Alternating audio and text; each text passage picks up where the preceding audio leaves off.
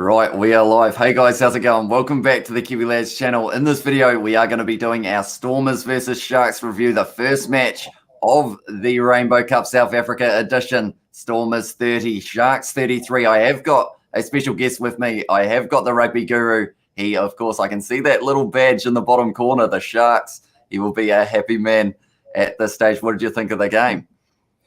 It's always good for the Sharks to win as a supporter, but I mean, if you're looking at the quality of rugby that's been played, you can't really say that I'm too much impressed with the quality of rugby. Yeah, right. See, I was almost sitting the opposite way because of the fact I feel like this was my first game that I watched for South African sides playing in about probably a year, to be honest. And like those first few moments when the Stormers were scoring, I was like, geez, this is going at a rapid pace, isn't it? And then, of course, a few big decisions early on in the match. We did see 2 red cards, of course, and then a couple other yellows as well, I believe. But in the end, I will quickly ask, before we get too far into this review, man of the match for you and why? Yeah, if you look at the broader picture, Reniel Rigu scored a hat-trick. Yeah. So obviously he would probably be the first choice or the first name as man of the match. But if you look at the broader picture, the scrum of the Sharks, Grant Williams, is a youngster coming through, and he had quite a phenomenal game. He did nothing wrong in that first half, and when the Sharks fired in that second half with that 3 tries quickly after each other, he had quite an impact on those tries. So I would give it to Grant Williams. I think the number 9 had an exceptional game. Yeah, he was very sharp. Definitely setting up Hiku. Hopefully I pronounced that almost right. Like for one of those runs through the middle, like there were times in that game where the Sharks, like they just looked like they were going to be unstoppable on that attack, but that was a tackle and a half from Damian Valemza to stop Grant Williams from scoring that one. And it's one of those ones, a couple times he was only those kind of couple meters out from getting the try himself, but then he was able to set up quite a few. Also, the forwards for the Sharks looking very strong. If you look at it, every try in this match for the Sharks was scored by their 4-pack. Yet they have got some very, very classy players in that back line as well, which I found a little bit of a surprise. But someone else who had a good game for the Sharks, Apelele Fassi in the number 15 jersey. And that was an ugly fall that he took early on, wasn't it? For that Sinantla one. You could argue that I wasn't so much impressed with his first half performance, but you could say that knock, because he literally somersaulted in the air. So I think, he had a little bit of a concussion or something down the line with that. So first half performance, not that great, but I think the second half he really sparked, and he did a really good job in the second half though. Yeah, that was a very unfortunate moment for Sinantla, wasn't it? Because like I was looking at it and I was thinking, geez, he's got a ton of pace. And then I was kind of watching as the collision was happening.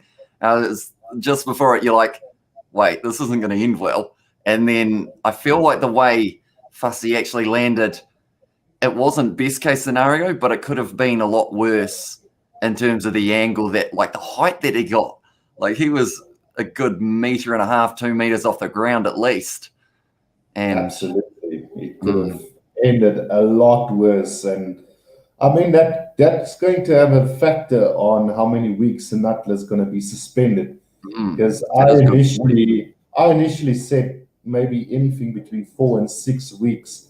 Because at the end of the day, it's the player's responsibility to make sure that his opponent is safe when he gets played in the air, and he just had no effort whatsoever to play the ball. He straight went up into the air and played the players. So I guess anything between 4 and 6 weeks for that one. And of course, there was also a couple other yellow cards, but we have also got in the chat, looking forward to watching my Munster playing the Stormers in the new season once they announce the new format as well. That could be an exciting matchup. I was mentioning the likes of seeing the Sharks versus Leinster was something that I feel like everyone was kind of absolutely like just ecstatic for waiting for. So hopefully they are still talking that maybe these last few rounds in terms of the playoff games, did they say that there's still slightly a possibility of being able to go north, but it's going to be an interesting one. No, I don't think so. I think it's going to end up just being the northern one and the southern one. You've got to have a winner there. Obviously, Leinster should top that one, and then any team between the Sharks, Stormers, and the Bulls will win the Southern Hemisphere one. But I think we will only play them next season when the Pro 16 gets announced, which I'm almost 99% sure will definitely be happening now. Yeah, they have mentioned that the kind of friendship or the partnership between the two is still strong, even though, of course, this wasn't able to take place. But I'm hoping at this stage, the Lions tour still looks like it should be going ahead, but it's still one of those kind of like, it's going to be a wait and see, isn't it? But like, how do you think the Sharks would go up against the British and Irish Lions? Sure. Going by today's game, I don't really see the Sharks beating the Lions at all. I think even that midweek team of the Lions should be far too good for the Sharks team, because when you look at it, obviously the Sharks players is going to lose their Springbok players, which is quite a bit. I mean, Apelile Fassi, Sabun Nkosi, Lukanya that's probably where it's going to end in the back line, and then maybe Notcher and maybe Oxnashire and Thomas the Tway will also be missing. So they're going to miss their Springboks and play a strong midweek Lions team. So I would say the Lions would probably trash the Sharks in the midweek game, to be quite honest, as a Shark supporter, going by today's game. Yeah. Because, when was the last time that these sides would have had the chance to play? Is it the preparation series a couple months ago? I think was the last time. A month or two ago. Yeah. So hopefully maybe a little bit of rust plays factor, and we will get to see some very good games of rugby in the near future. But tell you what, it was a close finish, like that last minute almost try for the Stormers. That would have had you probably on the edge of your seat at that moment, was it? Yeah, man. As a Shark supporter, I was delighted when it was shown that Ronell knocked it on or didn't have control over the ball. But I mean, I felt sorry for the Stormers. I actually, on a neutral base, if I was a neutral supporter, I would have loved for the Stormers to get that last try, because I think they deserved it at the end of the day. I mean, if you look at the game, the Stormers dominated the opening 10 minutes, basically. And the Sharks dominated the opening 10 minutes of the second half. And apart from that, it was such a close game, it could have gone any way. Because something that was extremely close was that Edwill van der Merwe. I feel like I said that terribly as well. I didn't get the tongue roll going. But his one that he almost was able to fly or almost able to pass back infield, but just that foot on the line. Like, there were a lot of close chances. But then I think the Sharks had a couple close ones as well, didn't they? Yeah. They just weren't quite able to finish. But Willie Engelbrecht getting the red card in the end for 2 yellows for pretty much the exact same challenge that he did both times. So he didn't really learn from the mistake, unfortunately. But then saying that, it is just how it's written in the rule book, isn't it? With the fact that shoulder to the head leading in, it is the yellow card. Yeah, it's such an unfortunate ruling. I mean, in the old days, I mentioned it a couple of times in my live stream earlier.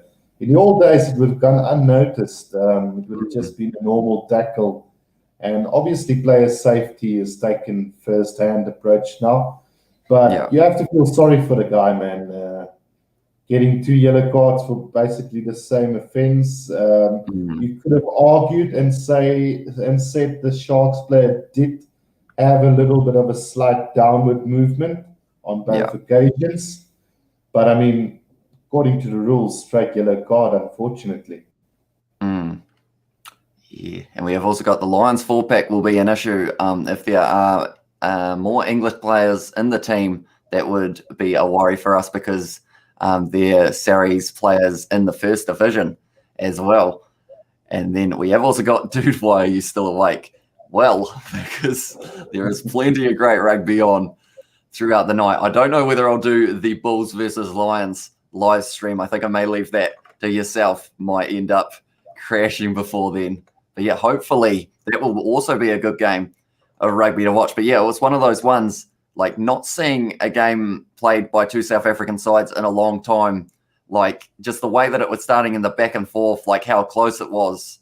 It just kind of reminded me of the fact that like these sides, like sometimes they're that evenly matched that it only takes one little moment of brilliance from one player to be able to completely break open the game. And I mean, we saw that with the combination of Williams and also Heku in the early stages of that second half. Like those two were just working together phenomenally, and it was just try after try. I told you the Cape Town Stadium was going to be the breakthrough. We always win in Cape Town. That was the comment made on it. And that's the other thing. Unfortunately, tell you what, someone who had a great start, Cade Volhata for the Stormers. He was kicking well, and then he had those couple missed ones. I did jinx some time. I was like, so this one won't be an issue then. Unfortunately, out to the side.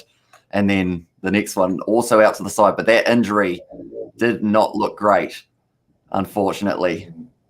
And no, it looks like an ACL tear there. I mean, playing rugby myself, I kind of know that type of injury. So that could be a long-term injury. And just to get back to those two missed penalties, I think that was the turning point in the game, basically. Because if he spotted those two penalties, it would have given them what, a 29-12 lead going into halftime. Something around there. And that would have made a big difference. So yeah, it's moments like that can either win you or lose you a game. So I have to feel for him because he didn't have a bad game. Overall, he was quite good. I was impressed, and I can see why they say he's going to be the next Andre Pollard. You did mention that to me, and just watching him play, like the vision side of it seemed to be pretty impressive as well for such a young player. He's only 19. He's younger than me, and he's already out there with a Stormers jersey on. But I will also, we have got yourself a sub, mate. Now, there is a name, and I am going to be able to probably not pronounce it. Do you know how you would pronounce that? Is that a South African name, or is it just a hard name to say? This one, Kana Kuyanen. I think it's more a New Zealand name, maybe. I don't know. Is it? Well, thank you very much for your subscribe or for your subscription as well, mate. And we have got April has asked for the score. The score was the Sharks were able to get the win 33 points to 30 over the Stormers. The tries in this match, first try of the match was scored by Herschel Yankees with a nice little breakaway try. Then the next try was assisted by the man we were just talking about, Cade Volhata. That was in the 12th minute, and that was the try for Rikus Pretorius. Then the next try was for Thomas du Toit in the number 3 jersey, 16th minute. So a lot of tries early on, but before that try of Thomas du Toit, there was the red card of Sanantland, also a yellow card for Enelbrecht. So this match, it had a whole heap of tries, but also a whole heap of cards involved as well. Then the next try was for Mbata. Fez Mbata was able to score, and that was a nice little set play off the back of a line out between him and Khaleesi. And yeah, it's one of those ones that I feel like the line out drive, like it was working, or the maul was working well for the Stormers, but it was actually working very well for the Sharks as well. Like when you think about it, the Sharks, like a couple of their movements there, like I think Thomas du Toit's try was almost off a rolling maul or off the line out as well, wasn't it? And a couple phases after. Yeah, no, it was. But do mind you, the Sharks lost 3 lineouts in that first half and none in the second. So I don't know what was said at half time, but I really felt that the lineouts were a weakness, and also the fact that we couldn't get our breakdown right, because we gave about 6 or 7 penalties away at the breakdown. And I think all of that changed in the second half. So I think that was kind of the turning point in the game as well. Yeah. And it is a Finnish name. It's a dialect of Finland for Kanakuinen. I feel like, Finland. yeah. So I think I would have struggled either way, possibly. Yeah, I think Hopefully we did get struggle. Yeah. But tell you what, someone's name who I do struggle with a little bit, it is the number 6 for the Stormers, Nama Kaba, is it? And he was able to get 3 breakdown turnovers or 3 breakdown penalties. Like, he was looking incredible in that breakdown. Like, there were a couple times, it was literally instant that he was straight over the ball. And it's one of those ones that Peter Steph-Dutoy was one of the players that I feel like for the Stormers everyone was talking about, but they weren't talking about Kaba, and he proved that maybe he could be quite lethal in a breakdown throughout the rest of the competition as well. Yeah, no, he was good. Probably the player of the Stormers team on the day. And I mean, Peter Steph-Dutoy looked out of sorts. He kind of looked a little bit unfit. I think he should have been replaced in about 60th minute. But I mean, he finished the game, but it just looked really out of sorts at times. And Namakaba outplayed him in every facet of the game. Yeah, and we have also got a question for you, Rugby Guru. Do you remember the former Shark named Trevor Halstead? He spent a couple of seasons with my Munster, and he was a great player, won a European Cup. And with that nod... No, I remember him. He had a great season with the Sharks. I think it was in 2012 when the Sharks played in the final of Super Rugby and lost to the Brumbies in the final.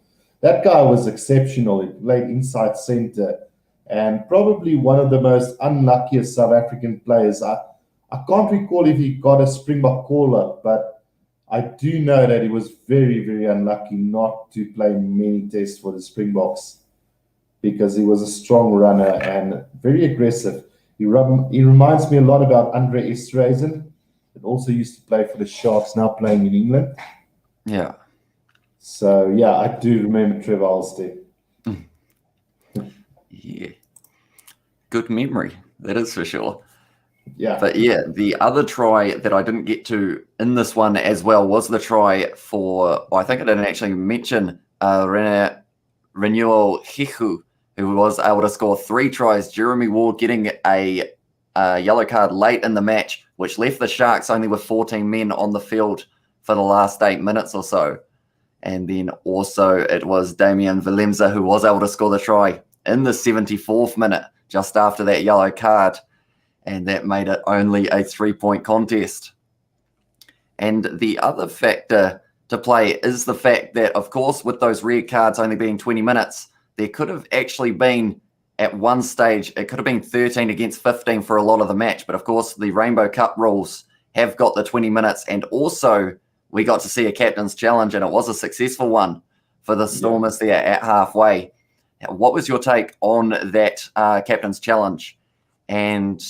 yeah, I think overall the refereeing, it was decent in this match. I feel like it's always hard because, of course, people with their sides will feel differently about the refereeing. But overall, I feel like it was just they followed the rules as they are, and like they can't really change too much when it does come down to written in the rule book kind of thing.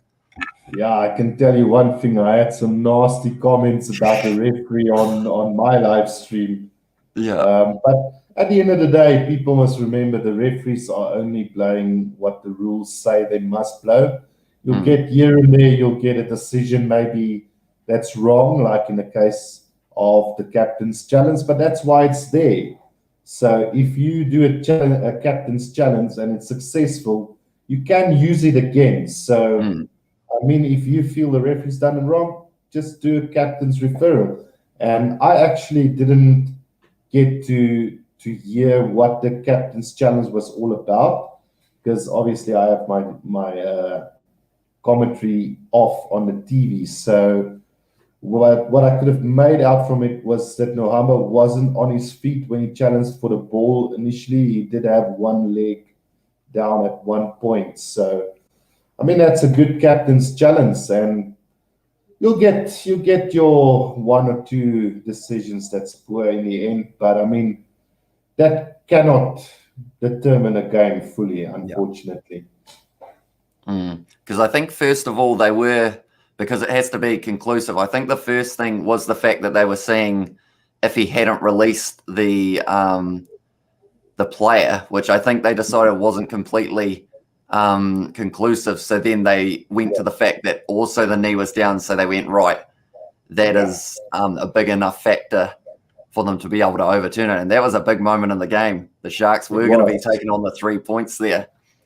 But then I was wondering whether or not they'd risk kicking for the corner instead, just because of the fact that if the Stormers were able to score and convert, it was still going to be just that 1 point game. Yeah, for me, that was the turning point of the game when Abner van Reenen didn't get the kick into touch 5 meters from the line. That was the moment where I thought the Sharks have got this. Yeah. Because that was going to be a very good kick just out from the line. Because tell you what, Kerwin Bosch, he is impressive when it comes to trying to put that ball right in the corner. He had about 3 or 4 that it was just like laser precision, just straight to that 5 meter line, like every single time. And it did open up the opportunity for the Sharks tries as well off those rolling mauls because of how close to the line like that kick does get them, because there's a big difference from going from about 15 out and going from only about 5 out, like in terms of trying to find that big gap. And it was a very entertaining match to watch. I believe the Sharks got the bonus point for having, I think it's 4 tries gets you the bonus point, if I'm not wrong. Yes, that's a vital bonus point that the Sharks managed to get. So, I'm glad for that. Do the Stormers receive a bonus point for being within 7, or is it not the case in this? No, they do get the bonus point for losing with less than 7, but didn't they also get 4 tries in the end, or did they miss out? I think no, they only got 3. Yeah. So they do get the losing bonus point in the end. And of course, we have seen how close even Super Rugby Aotearoa has been in terms of those points. They can be crucial in those later stages. Each South African side playing each other twice in this format. And then I think there is going to be some sort of final arrangement, if I'm not wrong. But that will be in a month and a half or so's time. And by then, we will be right near the British and Irish Lions tour of South Africa, if all goes ahead, fingers crossed, of course. Yeah, no, I can't wait for it. I mean, I think it will go on eventually. Just don't know if it's going to have crowds or not. I do hope that we do have some crowds, because I would love to be there. Yeah. But regardless, I think it is going to go ahead with or without fans. Yeah. So hopefully, all going well, we will be able to see some Springboks versus British and Irish Lions in July. And by then also, there are a couple other international fixtures in July, if I'm not wrong. I think Australia are playing France and New Zealand are playing Italy, if I'm not wrong. Yeah, I haven't checked it out just yet. Are those games between the Lions and Japan still going on, or you don't know? I'm not sure. I know that they were penciled in for one about a week or 2 before going to South Africa, but that's one of those ones that I feel like it will be a wait and see, because I think their numbers have been ramping up a little bit in Japan, if I'm not wrong. I think so, yeah. So hopefully all of them do get to go ahead, because of course we do see now that Wales have got the challenge of Fiji, South Africa, Australia and New Zealand all in November, I think it is. Like, that is going to be a hard few weeks for them, but I feel like at the end of the day, if you want to be the best, you got to beat the best, and sending 4 of the best Southern Hemisphere sides up to Wales to take on the defending Six Nations champions doesn't get much better than that, other than, of course, the British and Irish Lions tour that will be happening beforehand. I think Wales would get probably 1 out of 3 on that tour. They could Yeah, even end up beating the Springboks because we tend to lose to Wales in Wales. yeah, So obviously New Zealand haven't lost to Wales, so I can't see them beating the All Blacks anytime soon. So yeah, yeah. it's either 1 out of 3 or 2 out of 3 for them. Mm. Yeah, because Fiji are always a physical side, aren't they? Like, and it's one of those ones, are they going to be able to keep up with that physical side in Fiji? Like, that's the thing. Super Rugby Aotearoa and Super Rugby AU, and also in some regards, this first match, we've seen so many injuries over the last couple months. Like, I swear Super Rugby Aotearoa, you'd be sitting at maybe 50 between the teams so far, which sounds like a huge exaggeration, but I mean, I know the Chiefs themselves have got about 12. The Highlanders sitting around that 12 as well. Yeah, Like, yeah, not good. no, it's not. I mean, we had our first casualty today. Volgata is probably going to be out for a long period of time, and who knows who else got injured. Because I know Yankees was actually, was he limping when he went off, or he had some sort of slight injury, I thought. Was it him that I'm thinking of? I think he did have some sort of little Yeah, injury that I he had. didn't see the replacement for some reason. I think I was going through my comment section at the time, but Yeah. I just saw Masimla came on, so I'm not sure if Yankees could be out injured, but it would be pretty bad for South African rugby because he's obviously our second choice scrum half Mm, at the moment. yeah. Disappointed Ireland aren't going to Fiji as well. Need some good some games sooner or later as well. Said Kana Kua Ainen. Nailed it. I'll leave that up to you. Yeah, because that's one thing I feel like with that Wales tour as well. Like, crowds are one of those things in Wales that, like, the atmosphere at the grounds, like, if you're in a stadium with a whole heap of crowd or like a whole heap of fans of Wales and you hear that national anthem, like, I feel like that's one of those once in a lifetime opportunities. And I don't think it would be the same without the crowd. It's the same as the British and Irish Lions tour. Like, the traveling crowd normally like make the tour as well, kind of thing. Yeah. But we will have to wait and see. Hopefully some form of crowd is allowed. And yeah, hopefully it all goes ahead, like I said. But I think we are almost at the end of this post-match review. Have you got any last remarks about the match that you would like to make, or anything about the upcoming match between the Lions and also the Bulls? Yeah, I mean, all I can say about the opening game, from my perspective, I felt it was a little bit of a letdown. I do feel that both teams made a lot of mistakes, and if this Rainbow Cup is about preparing the South African players for the Lions tour, I don't think too much good came out of it because a lot of the players were not looking good today. So if that helps them to improve over the course of the week, all. But as a Shark supporter and overall South African supporter, I wasn't too much impressed with this game. And then looking ahead to the Bulls and Lions game, I don't really understand the selection that they took on this because, I mean, the Bulls have rested most of their key players. They've opted for youngsters all round. So I don't really know what the objective of the game is if it's to prepare the players for the tour. Because, I mean, a third quarter of the team is not even going to be selected for the Lions.